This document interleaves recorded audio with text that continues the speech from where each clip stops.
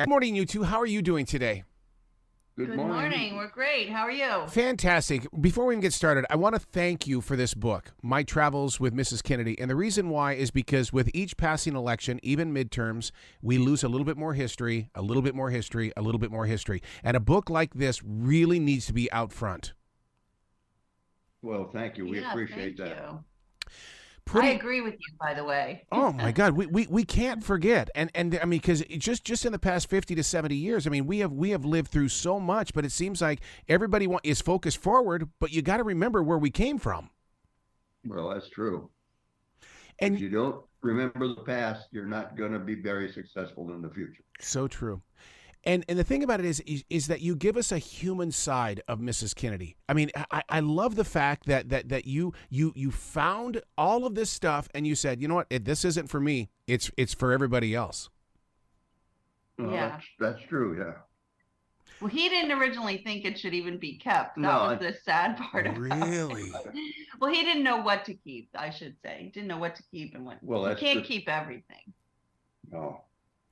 But we tried to pick out the nuggets.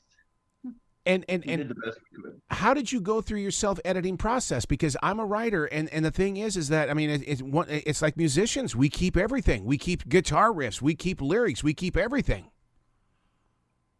Well, I mean, she's the one that really made the decision what to keep and what to throw. Because I know I had one manila envelope full of papers that were nothing more than clippings from various things, and I was going to put that in the trash, and oh no, that- Yeah, it was hard, and we're still kind of sorting through everything. We have to catalog it, I think, because it's a great collection.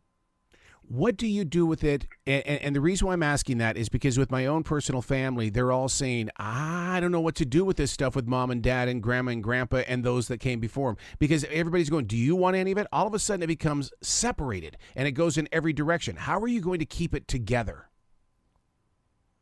that's the problem on it. Well, we have it all together. I think this book, what it did was we were able to sort of compartmentalize things into the various trips that he went on. So that was helpful to just have a category.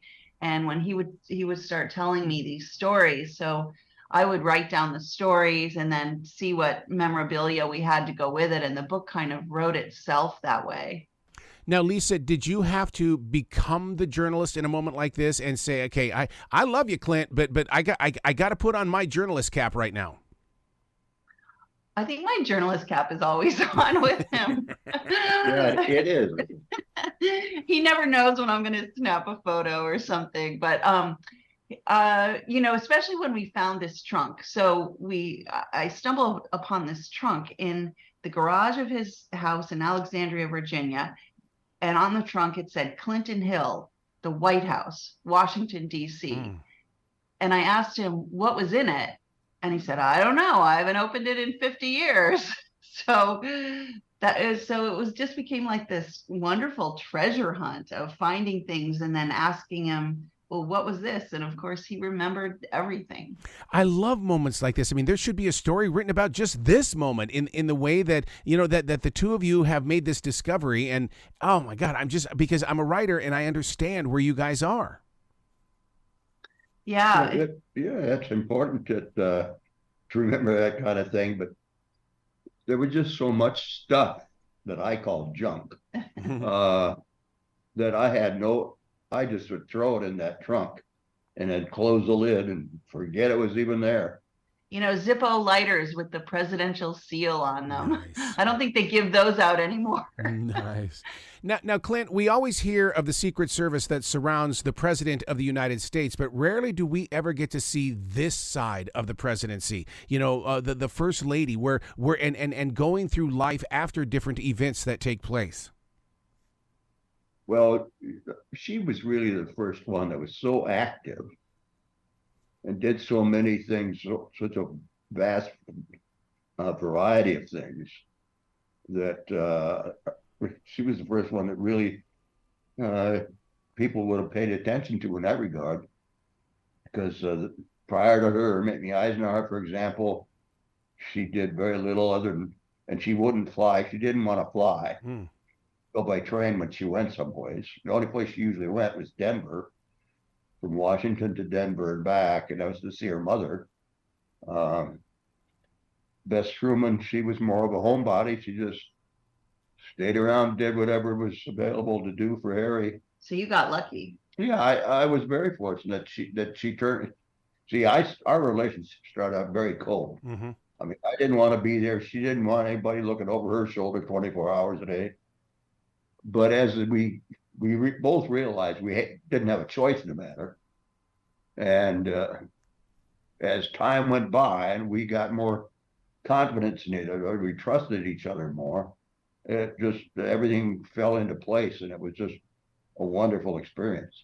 Now, Lisa, in doing this project and locating the photos and the stories and stuff like that, did you have to go through special national clearance in any, like, hey, we have to make sure that you're not going to release anything that could be, of secrecy or anything like that? Not really of secrecy. I mean, Clint kind of knows, being a Secret Service agent, he knows what you can release and what you can't. There were some things, and we had to get clearance for a lot of the photographs. We had to pay for permissions, from Getty Images or AP Images, things like that. But also, there were some items that we had to run through Caroline Kennedy, Mm-hmm. and we had wanted to publish some photos of this sketchbook that we found that were Jackie Kennedy's sketches, and Caroline Kennedy actually denied us. And the reason is because in Jacqueline Kennedy's will, she specifically stated that she didn't want any of her creations to be published. See, that's a side that I didn't know. And that's why a book like this is so important to history. I mean, this is the kind of stuff that needs to be inside a university library, to where people can go in there with their yellow highlighters and start marking down what they can, bring into their own personal lives as leaders. But it's also a coffee table book. Yes, it is. I think. Yes, I think it should be on everyone's coffee table. Yeah, because the pictures, it's so funny, and you're going to think I'm a freak here. So many pictures are black and white, and the thing is that in my mind and heart, it must have been a black and white world. But Clint, you were there. It was not a black and white world. No, it wasn't. It was very colorful and very interesting. But it was fun to be there, and at the same time, very challenging, because she was so spur of the moment type person that you never knew for sure what was going to happen the next 10 minutes. And that made it even more interesting. And some of the photos in the book that I love, that we found were moments of just, Jacqueline Kennedy being a mother, sitting in Ravello, Italy on vacation, having spaghetti with her daughter, Caroline, or, teaching her daughter how to ride a pony. And there's so many photos in this book that have never been seen before. And that was, really fun to go through all of those. See, and that's the humanism that I was talking about. It's like we all have had these pictures and given to us throughout history and stuff like that of the prim and the proper and the beautiful life of the Kennedys and everything like that. But you're right. This one right here really gives us the opportunity to say, wow, she could be my neighbor. Well, that's true. She was, she was that down to earth that she could have been your neighbor.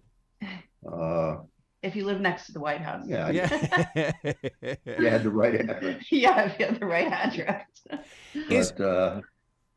Is there a side of your creative personality? I mean, anytime you go to Facebook or you go on any website anymore, they have these different apps and stuff that put motion into just basically regular pictures. I just want to see these pictures with motion. I mean, Clint, I'm so jealous of you that you got to see her in motion. Yeah, I think most people are jealous of me for that purpose, that reason. There are videos on the JFK Library website. They've done a great job of digitizing a lot of videos from that time. There's still a lot that's closed that they don't allow you to see, but if you go on there, you can see some of those, and that really helped us actually in writing the book, or helped me to see some of these videos that were available, as Clint would tell me the stories alongside the still photographs. I'm sorry.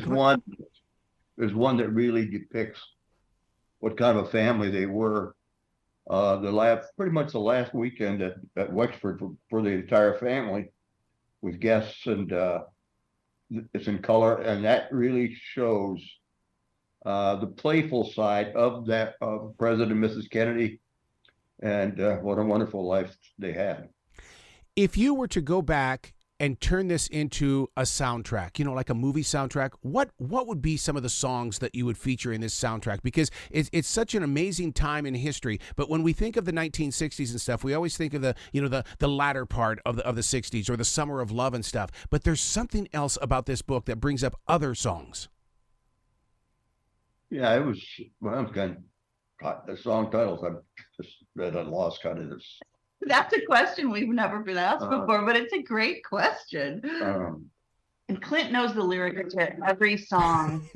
I'm not kidding you. Don't challenge me. Any song that comes on the radio, that between certain time frames, but definitely Frank Sinatra songs, definitely of that era, right, Clint? Oh yeah, no. But there were others too. I mean, that was back in the days of what do you call those? Big bands? Well, the big bands, but also the big records, the 78s? Not the 45s, the one before 78s, yeah. Oh my God. I used to have a turntable that would play 78s. Oh my God, there's a memory buster right there. And they had a stack of records, and at one point they were getting rid of some of them, and she gave me a bunch. I, like a fool, later on, years later, destroyed them, so that would have been historical, because some of them had little notations on the covers. Jackie Kennedy gave him a stack of radio albums, and he got rid of them. So this is the kind of thing I'm dealing with here. Hands up. I'm guilty. Now, Clint, I'm a third-degree black belt. I can't walk into any room without making sure that I watch anything and everything that is moving. How have you tamed down your life? Because you have to be a better watcher than me. I haven't tamed it down. I like people always say, I go places and I always want to stay with my back to the wall. Yep. Or if I'm on an airplane, Lisa can't understand why I'm not, when we're waiting, when people are boarding, why I don't sit there and read instead of sit there and look at the people coming on board. I just, I have that trait that I want to know what's going on around me. And he doesn't trust anybody. Right. No, I'm totally with you on that. Everything to me is in circles. I mean, it's like I can see people 25, 30 feet from me, and it's like my mind is trying to predict where their next step is going to be. I cannot take my eye off the game. Yeah, well, that's the same with me. I'm always up, and I feel very safe. Yeah. I'm mentally examining everything I see, and it's I don't know. I guess it's not common, so one of many. Mm-hmm. It's a good trait to have as a Secret Service agent. So true. Yeah, it is. It is. Well, congratulations on My Travels with Mrs. Kennedy. You guys have got to come back to this show anytime in the future, because you are a wealth of knowledge, and we can't lose what you've experienced. Thanks. So happy to come back anytime. Can you make it a little later? Oh, I would love to. Thank you. We're in California. Oh my God, the two of you. Oh my, it's 6:14 a.m. where you guys are. Yeah, I'm up at 5:15. Oh my God. Well, you guys be brilliant today, okay? Thank you. Thank you so much. Appreciate it.